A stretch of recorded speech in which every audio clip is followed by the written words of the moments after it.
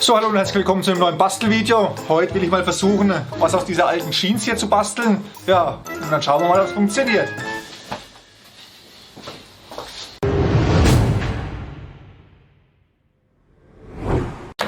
Das ist ja jetzt heute wieder eins von den Projekten, das sprichwörtlich ganz leicht in die Hose gehen kann. Ja, ich weiß nicht, ob es funktioniert, aber wenn ich es nicht probiere, dann werde ich es niemals wissen. Würde ich sagen, fangen wir einfach mal an.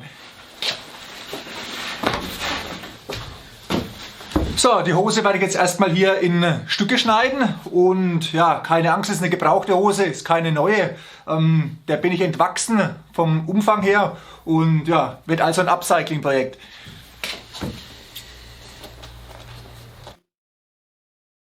Für mein geplantes Projekt habe ich natürlich nicht die komplette Jeans benötigt. Ich habe mir die Hose daher erstmal klein geschnitten und die Teile des Stoffs, die ich dann letztendlich gebraucht habe, habe ich mir dann auf die passende Größe zurechtgeschnitten.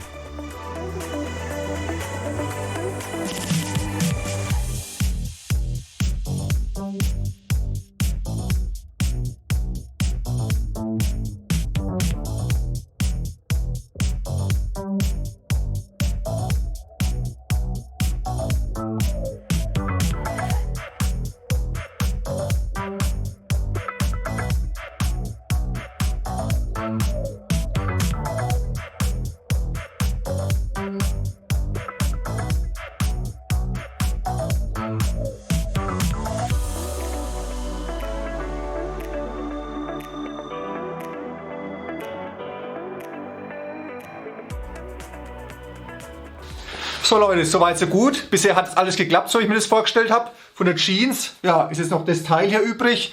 Wird vielleicht eine coole Hotpants für den Sommer geben, aber ich glaube, es ist nicht so mein Style. Als nächstes werde ich mir jetzt eine Gießform bauen für das Epoxidharz. Ja, das wird eine ganz einfache Konstruktion und dafür verwende ich wie immer beschichtete Spanplatten. Die Oberfläche der Gießform habe ich dann komplett mit Klebeband abgeklebt. Ja, wie ihr sehen könnt, habe ich hier ein spezielles Klebeband für die Epoxidharzverarbeitung verwendet. Aber mit einem ganz normalen Paketklebeband funktioniert es ebenso. Ja, wichtig ist eigentlich nur, dass er, wie gesagt, die komplette Oberfläche abklebt, weil das Harz sonst eine Verbindung mit der Oberfläche der Spanplatte eingehen kann und dann habt ihr extreme Probleme beim Ausschalen. Die einzelnen Teile habe ich dann noch mit Holzschrauben verschraubt. Ja, und dann war die Gießform eigentlich schon fertig. Wie ihr sehen könnt, kein Hexenwerk.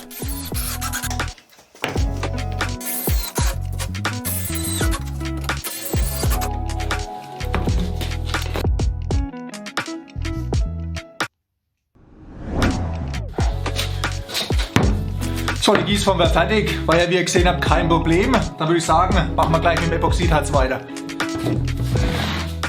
Zum Laminieren des Jeansstoffs habe ich hier das Epoxyblast 3D B20 Joule Cast von Dipon verwendet. Ja, das ist eigentlich ein Gießharz mit einer maximalen Gießhöhe von 20 mm.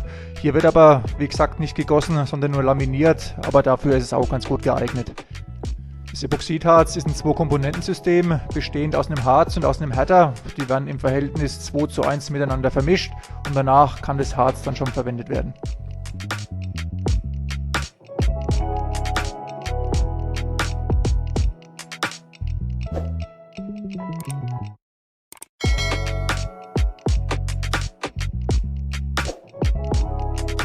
Ja, und dann habe ich eben begonnen, den Jeansstoff in mehreren Lagen miteinander zu verkleben. Ich habe hierzu immer eine Lage Stoff in die Gießform eingelegt, sodass es sich mit Harz vollziehen konnte.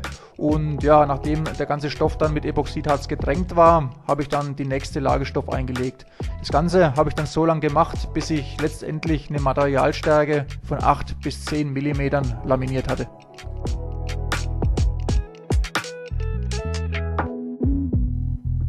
Zum Laminieren habe ich, wie ihr sehen könnt, einen Silikonpinsel verwendet. Ja, den kann ich euch für die Arbeit mit Epoxidharz wirklich empfehlen. Den kann man danach, nachdem das Harz ausgehärtet ist, einfach wieder sauber machen und wieder verwenden, was ja mit einem normalen Pinsel nicht möglich ist. Und die ganzen verwendeten Materialien werde ich euch natürlich wie immer unten in der Videobeschreibung verlinken.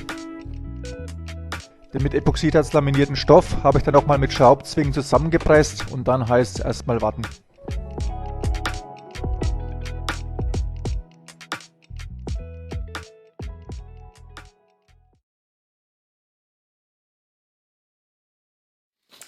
Ja, Ja, dann würde ich sagen, wären wir soweit erstmal fertig. Lassen das Ganze jetzt mal 2 Tage aushärten und dann schauen wir, was dabei rauskommt.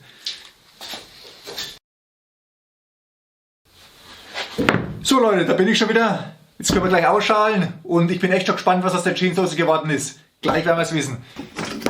Ja, bei diesem Projekt handelt es sich jetzt mal um ein Projekt, das wahrscheinlich die wenigsten von euch nachbauen werden. Ich wollte halt wieder mal was Neues ausprobieren und vielleicht könnt ihr die Technik ja anderweitig verwenden. Wenn ihr trotzdem Bock auf Do-it-yourself-Projekte habt, dann schaut einfach mal vorbei auf meinem persönlichen Blog unter www.gray-element.de. Da habe ich in den letzten Jahren zahlreiche Projekte mit ausführlichen Anleitungen eingestellt und vielleicht ist ja für euch was dabei. Ich würde mich freuen, wenn ihr Bock habt, schaut einfach mal vorbei.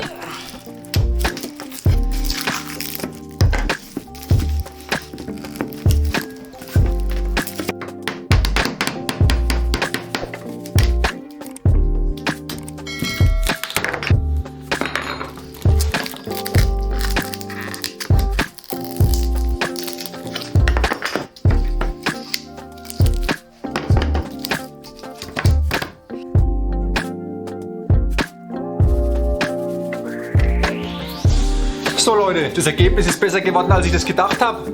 Hart ist es auch. Weiter geht's.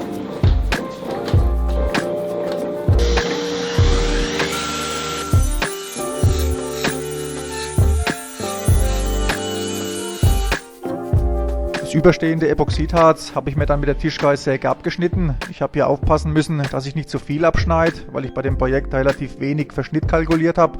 Und ja, wie ihr sehen könnt, funktioniert das Schneiden mit der Tischkreissäge ganz gut und man erhält eine saubere Schnittkante. Danach habe ich mir dann mit einem Stift die Umrisse des Schiebestocks auf die Platte aufgezeichnet und die Umrisse dann mit der Stichsäge ausgeschnitten. Ja, und ich muss sagen, auch das hat besser funktioniert, als ich das eigentlich gedacht hatte.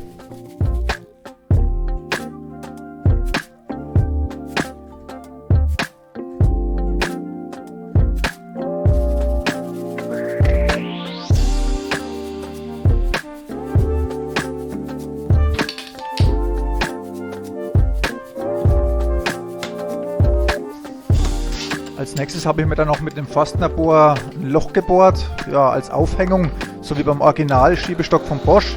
Ja, und an der Aufhängung habe ich mir dann noch eine Kordel befestigt und die habe ich aus dem Saum von der verwendeten Jeanshose gebastelt.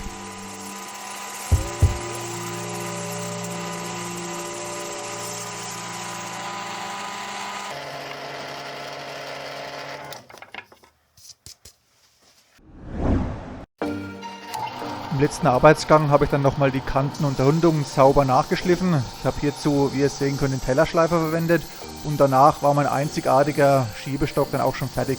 Ja, mich würde es echt mal interessieren, ob es sowas nochmal auf der Welt gibt, aber ich vermute, dass das ein einzigartiges Projekt ist und dass sonst keiner einen Schiebestock aus einer Jeanshose hat.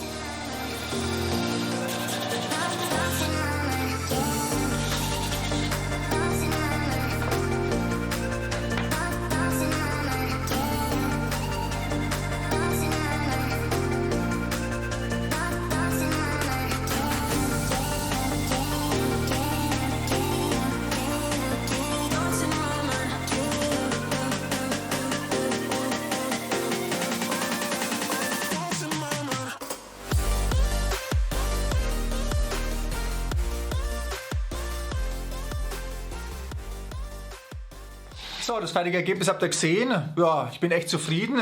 Der Schiebestock ist genauso geworden, wie ich mir das vorgestellt habe. Vielleicht sogar ein kleines bisschen besser. Und ja, ich denke, jetzt habe ich dann doch den außergewöhnlichsten Schiebestock auf YouTube.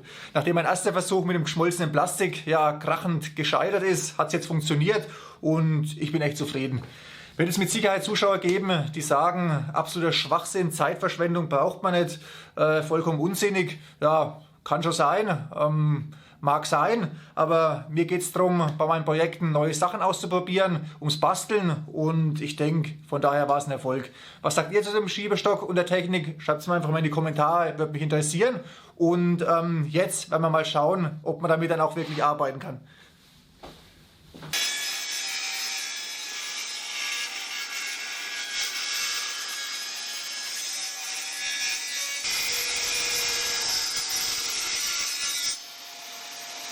So, den Praxistest hat er auch bestanden, würde ich sagen. Das bedeutet, den Schiebestock kann man auch wirklich verwenden. Ja, damit wären wir heute wieder am Ende angelangt. Ich hoffe, dass euch das Video gefallen hat, dass es wieder ein wenig unterhaltsam war und vielleicht konntet ihr sogar was mitnehmen. Wenn ja, lasst mir gerne einen Daumen nach oben da, schreibt gerne einen Kommentar, auch wenn ihr irgendwelche Verbesserungsvorschläge habt. Und dann würde ich sagen, sehen wir uns in der nächsten Woche wieder zu neuen Projekten. Ich hoffe, dass ihr wieder einschaltet. Bis dahin, macht's gut. Ciao.